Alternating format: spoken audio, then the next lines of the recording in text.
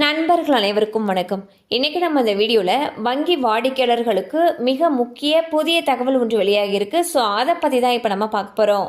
வங்கி கணக்குகளில் ஒரு குறைந்தபட்ச தொகையை 24 மணி நேரம் வைத்திருந்தால் அதன் பிறகு எந்த அபராதமும் இல்லாமல் உங்களுக்கு பணம் தேவைப்படும் போது அதனை எடுத்துக்கொள்ளலாம்.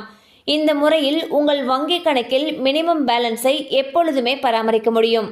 அதாவது ஒரு குறிப்பிட்ட அளவு பணத்தை உங்கள் வங்கி கணக்கில் 24 மணி நேரம் வைத்திருக்க வேண்டும்.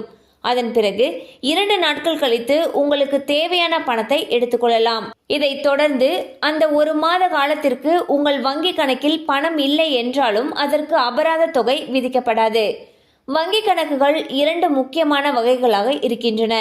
ஒன்று சேமிப்பு கணக்கு, மற்றொன்று நடப்பு கணக்கு. இந்த 2 கணக்குகளிலும் வங்கிகள் குறிப்பிட்ட ஒரு மினிமம் பேலன்ஸ் வைத்திருக்க வேண்டும் என்று அறிவுறுத்துகின்றன. இந்த மினிமம் பேலன்ஸை பராமரிக்க முடியாதவர்களுக்கு மேல் கூறிய எளிய வழிமுறை உதவியாக இருக்கும். இதை செய்யாதவர்களுக்கு வங்கிகள் குற்றமாக பார்த்து அபராதத்தை விதிக்கலாம். ஆகவே உங்கள் கணக்கில் குறைந்தபட்ச பணத்தை 24 மணி நேரம் வைத்திருப்பது உங்கள் வங்கி கட்டணங்களிலிருந்து காப்பாற்றும். மேலும் இந்த மினிமம் பேலன்ஸ் பராமரிப்பானது வங்கிகளுக்கு வங்கி மாறுபடும். மேலும் கூடுதல் விவரங்களுக்கு உங்களுக்கு அருகில் இருக்கக்கூடிய உங்களுடைய வங்கி கிளையை அணுகி மேலும் விவரங்களை கேட்டு தெரிந்து கொள்ளலாம்.